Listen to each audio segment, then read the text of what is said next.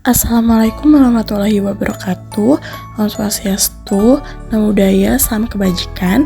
Perkenalkan, kami dari kelompok 3 akan mempresentasikan hasil dari praktikum mengenai titrasi asam basa.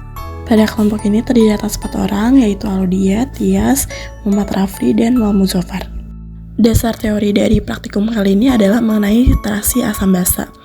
Titrasi asam basa sendiri merupakan suatu mode analisis kuantitatif yang digunakan untuk menentukan konsentrasi dari suatu zat yang ada dalam larutan. Tujuan praktikum yang pertama adalah untuk mengetahui bagaimana proses terjadinya titrasi pada suatu zat asam basa, yang kedua untuk mengetahui perhitungan yang terjadi pada titrasi asam basa, dan yang ketiga adalah untuk memenuhi nilai praktikum mata kuliah kimia. Alat dan bahan yang diperlukan adalah buret, statif, klem, gelas beker, labu Erlenmeyer, pipet ukur, pipet tetes, kertas putih, dan pulpen. Sedangkan bahan ada indikator fenolftalin, larutan NaOH2m, larutan asam oksalat, dan aquades. Apa yang dimaksud dengan teknik titrasi? Titrasi merupakan suatu teknik analisis yang memungkinkan penentuan kuantitatif zat yang terlarut. Teknik ini membutuhkan reaksi kimia lengkap antara analit atau titrat dengan reagen atau titran. Titran yang diketahui konsentrasinya akan direaksikan dengan titrat untuk ditentukan konsentrasinya.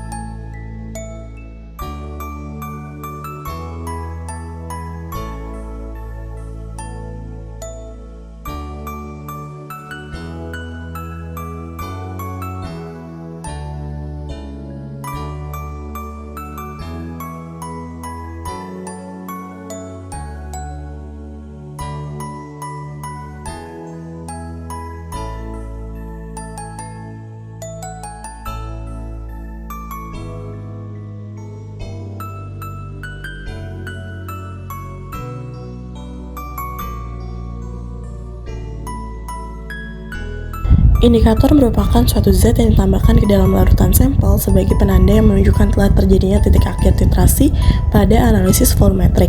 Biasanya indikator yang digunakan untuk titrasi asam basa yaitu indikator sintetis seperti fenolftalin dan metil jingga. Karena kedua indikator tersebut jika memberikan perubahan warna yang signifikan saat proses titrasi asam basa. Lalu, yang nomor 4, jelaskan secara singkat prosedur titrasi asam basa. Yang pertama, memasukkan titran ke dalam buret saat kondisi buret sudah dibilas oleh titran. Yang kedua, memasukkan analit yang sudah diukur ke dalam labu Erlenmeyer. Yang ketiga, menambahkan 3 tetes indikator fenolftalin ke dalam analit pada labu Erlenmeyer. Yang keempat, meneteskan titran sedikit demi sedikit ke dalam analit sambil dikocok perlahan hingga terjadi proses perubahan warna. Yang kelima, menghentikan titrasi ketika warna analit sudah berubah dan bertahan selama kurang lebih 15 detik. Yang keenam, mencatat volume titran yang masuk ke dalam analit pada laporan praktikum. Lalu yang terakhir, menghitung hasil praktikum pada laporan praktikum dan didokumentasikan. Nomor 5, jelaskan terkait kurva titrasi asam dan basa. Yang A, titrasi asam kuat dengan basa kuat. B, titrasi basa kuat dengan asam kuat. C, titrasi asam kuat dengan basa lemah. Dan D, titrasi asam lemah dengan basa kuat. Yang pertama, kurva titrasi asam kuat dan basa kuat, bahwa pada awal pH naik sedikit demi sedikit. Hal ini dikarenakan skala naik pada pH bersifat logaritmik, yang berarti pH 1 mempunyai kesamaan 10 kali lipat daripada pH 2. Ingat bahwa log 10 adalah 1, maka konsentrasi ion hidrogen pada pH 1 adalah 10 kali lipat konsentrasi ion hidrogen pada pH 2, kemudian naik tajam di dekat titik ekuivalen. Di titik ini, ion hidrogen yang tersisa tinggal sedikit dan hanya membutuhkan sedikit ion hidroksida untuk menaikkan pH. Harjadi 1990. Lalu, asam kuat dan basa lemah. Asam kuat pada awalnya memiliki pH rendah, kemudian pH naik perlahan saat permulaan.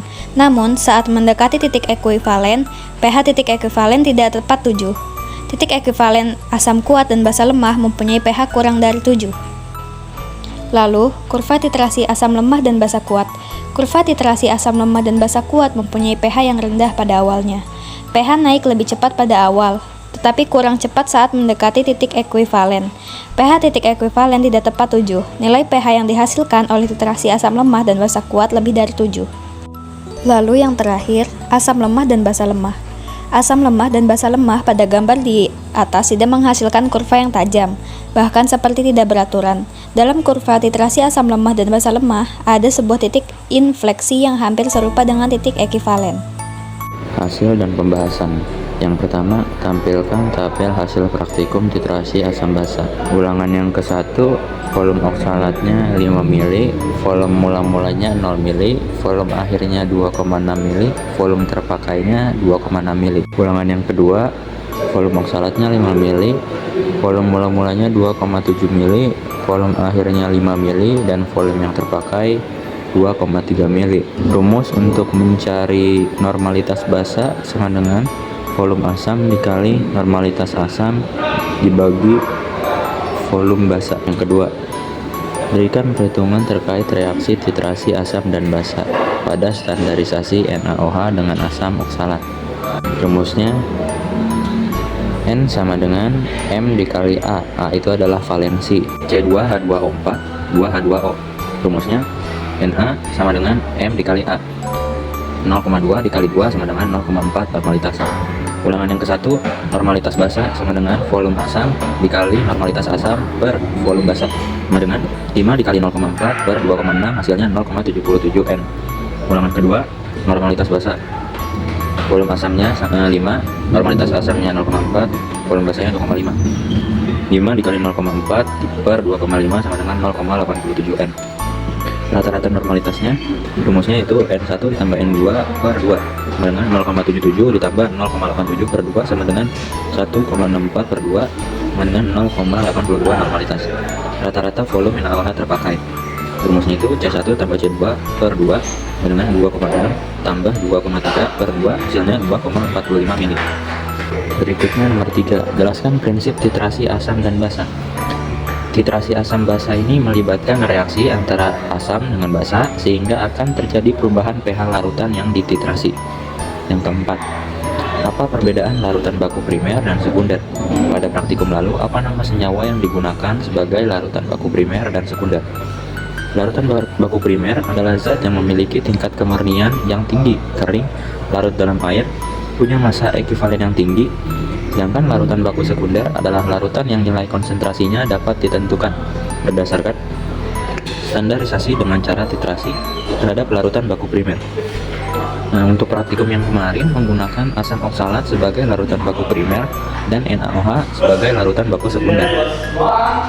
Nomor 5, mengapa kita perlu melakukan standarisasi pada larutan NaOH?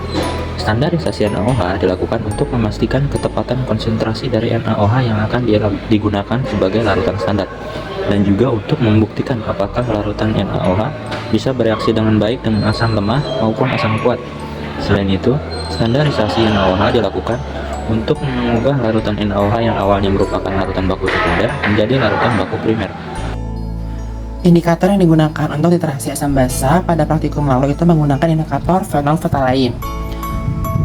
Kenapa kita menggunakan phenolphthalein? Karena phenolphthalein sudah tepat untuk menjadi indikator pada titrasi asam basa antara HCl dan juga NaOH. Karena PP merubah warna dari tak berwarna menjadi warna merah muda dalam rentang pH 8,0 sampai 10,0. Dengan demikian, phenolphthalein membantu menentukan titik akhir titrasi dan memudahkan pengukuran konsentrasi larutan asam atau basa yang dititrasi. Traik pH pada saat praktikum lalu itu sekitar 8,0 sampai 10,0. Pada titik ini, pH di bawah 8,0 phenolphthalein tidak berwarna. Namun, jika melewati 8,0, warna merah muda yang semakin kemerahan akan muncul. Semakin basa larutan, warna yang ditimbulkan akan semakin merah. Dengan demikian, phenolphthalein merubah warna dari tidak berwarna menjadi warna merah muda dalam rentang pH 8,0 sampai 10,0. Apa saja faktor-faktor yang menyebabkan terjadinya kesalahan dalam pengerjaan titrasi asam basa? Yang pertama, ada kesalahan dalam membuat larutan baku. Yang kedua, ada kesalahan dalam mengamati perubahan warna indikator. Yang ketiga, ada kesalahan dalam membaca skala ukur pada buret. Hal ini bisa menyebabkan kesalahan perhitungan yang akan dilakukan nanti. Keempat, ada kesalahan dalam menentukan titik akhir titrasi dan titik ekuivalen. Dan yang kelima ada indikator variasi dengan analit atau titran. Kesimpulannya, literasi asam basa dapat terjadi apabila suatu larutan sudah mengalami titik stoikiometri, yaitu di mana anoda sudah direaksikan dengan titrat dan mengalami perubahan warna. Perubahan warna terjadi akibat adanya reaksi larutan atas indikator yang diberikan secara perlahan-lahan karena adanya reaksi asam basa. Dalam hal ini disebut juga sebagai titrasi asam basa. Dalam perhitungannya, titrasi asam basa menggunakan rumus N sama dengan M dikali A, di mana A merupakan valensi suatu larutan. Lalu, untuk menghitung rata-rata NaOH yang terpakai dengan rumus C1 ditambah C2 dibagi 2, dan rata-rata normalitas menggunakan rumus N1 ditambah N2 dibagi 2. Terdapat trayek pH atas titrasi asam basa yang dilakukan. Karena menggunakan indikator PP, maka trayek pH-nya itu sekitar 8,0 sampai 10,0. Selain itu, ada faktor yang dapat menyebabkan terjadinya kesalahan pada saat pengerjaan titrasi asam basa, yaitu ada kesalahan dalam membuat larutan baku, kesalahan dalam mengamati perubahan warna yang terlalu pekat, dan kesalahan dalam membaca tolak ukur pada buret yang bisa mempengaruhi perhitungan pada titrasi asam basa. Berikut beberapa referensi yang kami gunakan dalam pembuatan laporan praktikum. Sekian dari kelompok kami, mohon maaf bila ada kata-kata yang salah. Terima kasih. Wassalamualaikum warahmatullahi wabarakatuh.